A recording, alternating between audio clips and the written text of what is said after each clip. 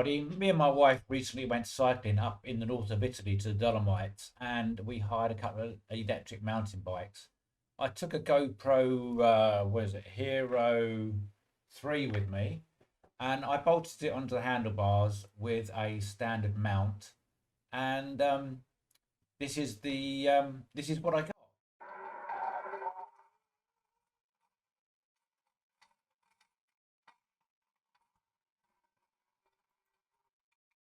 So as you can see, the picture is really wavy, and this was to be expected as this camera is fairly old now. Still gives a good picture. However, it had no anti-vibration settings in the software, and it had no hardware to give it anti-vibration assistance. So my idea was, when I got home, was to get my 3D printer out and see what I could come up with.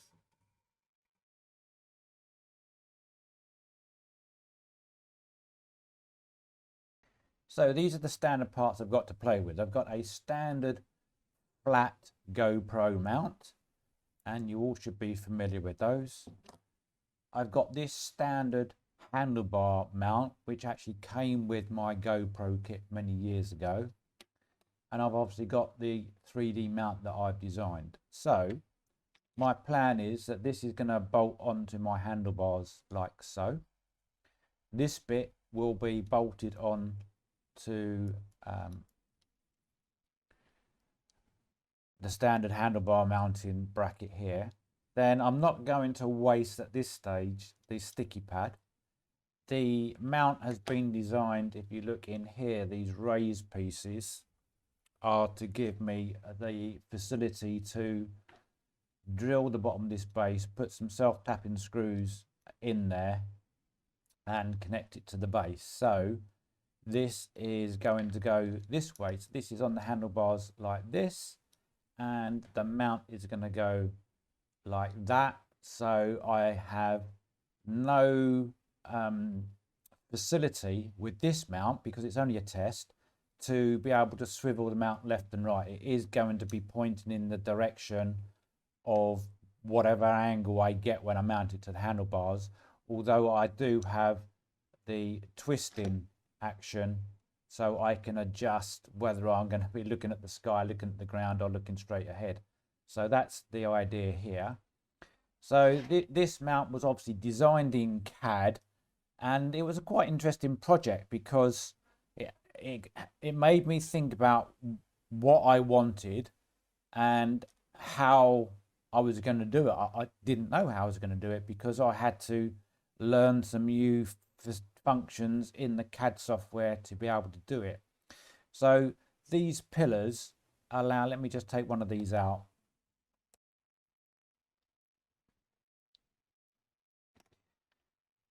This is a standard anti-vibration mount, heavily used in the radio controlled industry, easily available on places like eBay and Amazon, I would imagine. I can't really remember when I got these. I've got various ones of these, different colors, and I've just decided to use the black one. I mean, I've got yellow, but the yellow ones take more weight. So what I basically had to do was design the mount for these to fit in. Now I've selected 4 only because I thought 4 would give an equal distribution of load. Now these mounts are obviously designed to take so much load, and the weight of this little camera is hardly anything in relation to what these mounts can take. So there may be too many mounts. If there is, I would have to make a 3-position mount, but then I was concerned, would the camera wobble more being mounted on a triangle? So this is an experimental project. There's other mounts on the internet, which I will show you, the ones I've sort of found online. Yes, you can buy them from pretty cheap, but you know, what is the point of buying something if you've got a 3D printer there, you've got these silicone balls, and you've got the clips? There's no point. Where's the fun in that? So basically, designing a mount, this was a standard profile for the GoPro to sit on. Then I had to print this a few times to get the spacing right. Then I had to learn how to make the planes to draw on at 45 degrees and then project down onto the lower base so everything lined up. So these, as you can just see in here, these are recessed in here. So the flanges of the rubber silicone bits will sit inside.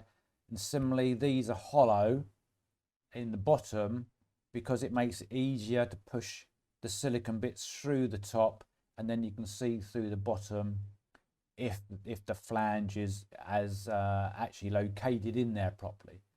So I think it will work. I mean, it's definitely going to work. Whether it's going to reduce the vibration, I don't know. I don't think it will be any worse. You know, it's not going to create wobble, I wouldn't have thought. But the proof is in the pudding. So it's been pretty wet here for a long time, and what with the current world situation, I haven't been able to get out. So the print is now finished. I'm going to mount the bottom plate on the plastic. So in the print there's 4 little holes already done, and what I'm going to do to get the holes drilled in this part correctly is I'm going to print off the design of these 4 holes. You can't probably see that because of the camera, but there's 4 holes in here ready which align with these little domes in the middle. So you can see the domes, that will take the screws. Hopefully I've got some short screws which won't poke out. So I'm going to print on my normal ink printer the design, stick that on the, well, stick it with sellotape or whatever, and that will give me where to drill the holes. So they're going to drill 4 holes in there. That will then give me 4 holes this side. Then I'm going to countersink the holes. I'm assuming this plate is solid plastic and not hollow, but I will find that out when I drill it. So I'm going to countersink the screws, because you need to countersink the screws to allow the clip to slide in. And then that will give me 4 fixings that will fix my GoPro bracket onto my mount securely. And that will give me something to play with. So then it forces me to go out on my bike, and I've been very lazy, like probably a lot of people recently, that I do need to exercise. So I'm looking forward to getting this assembled, tested, and fingers crossed it actually makes a difference. So I'll see you in a day or so with the results. So it's finally stopped raining and it's the weekend, so this is the first experiment with my new anti-vibration mount for the GoPro. You can see, hopefully it should do something. Won't know till we go out riding, but those of you who are observant will notice I've made a new connection here. So I've got rid of the original black one and the little white link I made to make it lower, and that's reduced it by, I would say, maybe 30 mil. So it looks a bit more professional, if you can call it professional. But let's go for a test ride and see how it works. So this is the first test, and I think it's going to be bad because I can see the camera really wobbling and I'm only on tarmac. So now I've changed to 4 yellow dampers.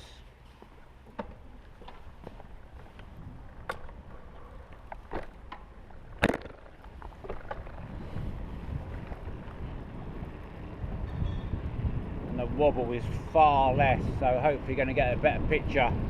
Yellow dampers filled with silicone.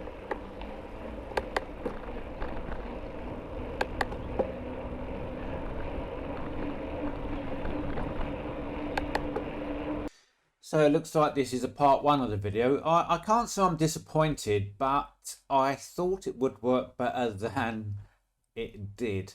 I can't get my head around whether I need to now try softer dampers but make the platform bigger, because I'm thinking that the load is in the middle and I made the footprint as small as possible.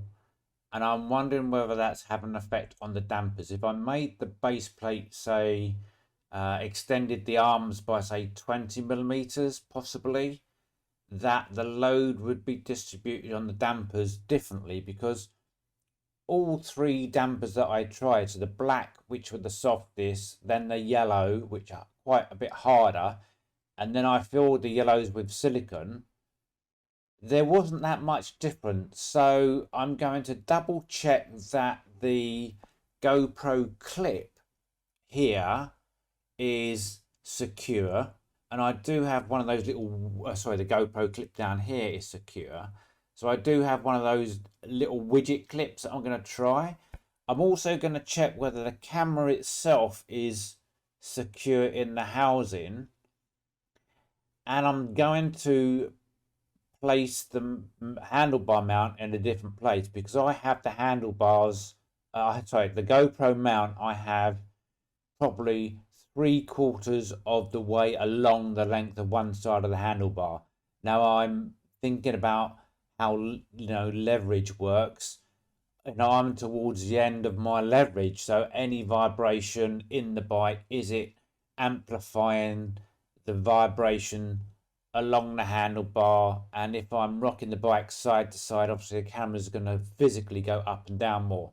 So I'm going to make a new handlebar clamp at the bottom, so I can clamp this assembly more in the center of the bike, right as close as I can get to the bike stem, and see whether that makes a difference first of all. So I just make the new bracket, put it on how it is, then rerun the tests to see what happens to the jelly picture, as I'm going to call it. Anyway, that's me. Look forward to part 2 if you're interested. Let me know if you've got an old GoPro or an old action camera which you've strapped onto something and you've suffered from vibration, and how you overcome the vibration. It'd be very interesting. That's Andy. Good afternoon.